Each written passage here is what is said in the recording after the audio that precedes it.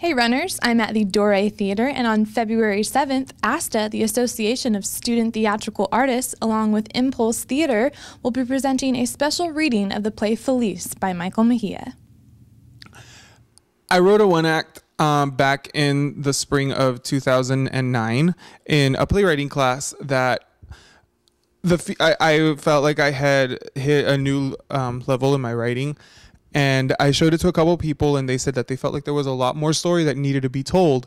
And so in trying to discover what the rest of that story was, I went back, and that's what Feliz is. Feliz is the rest of the story that needed to be told in that script. Feliz is the story of a family. It can be any family, but I chose to tell it from the perspective that I know, which is a Hispanic family. A middle-class Hispanic family, and the secrets that get swept under the rug and that we never talk about. These are I chose topics that are hard to bring to the surface, but they need to be brought up to the surface. Conversation starters is ultimately what I want this play to be. It's not the conversation that needs to be had. It's what's going to start the conversation, to talk about things like sexual abuse, infidelity, who we are as Americans, being a Hispanic. It's intense, and it's good. This is like, I don't know. This coming from Michael Mejia, I wouldn't expect anything less, and it's just amazing. There's twists and turns at every page, like an M. Night Shyamalan movie, but better. And you? I'm good. Selling Avon. Gloria got you. She wouldn't leave me alone. How's the singing coming along? I stopped taking lessons a while ago. I outgrew my teacher, and if I was going to continue to have to pay for this really expensive vocal teacher, I didn't want to spend that much on a hobby. It explores so many things that you don't think of, and then after we read it, it was just there, and you're just kind of there, and you're kind of just sitting there, oh crap. This, it actually, just to read it, it scared me, but it was just so intense.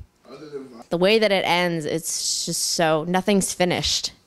Everything is just built up on top of it, and nothing's finished. It just leaves you wanting to know, how are they going to fix this? Is it going to be fixed? Do they intend to fix it?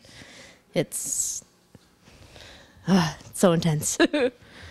The first time that he told me about this project, I thought it sounded amazing. And he actually showed me the script while he was working on it. And I just thought, like a lot of his other work, I thought it captured something really interesting that doesn't really come to light, because sometimes we feel ashamed to talk about it or scared to talk about it. So I was just very excited from the beginning. And then when it was finished, I was even more excited. And then after we had our first read through, I thought that it deserved to go further. And this is very small, but I'm hoping it'll do something for it, and it'll just get it on the stage.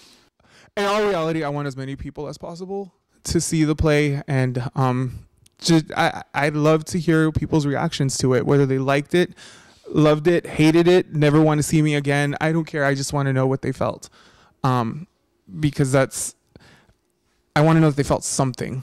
And the more people that I can expose that to, whether it's on Broadway or whether it's just here in Bakersfield or whether it's in a movie theater, the happier I'll be. Feliz will be here at the Dores Theater Arena on Monday, February 7th. Doors open at 6 p.m. with free admission, and the show starts at 6:30 p.m. Thank you so much for watching. This has been Megan with The Runner Online.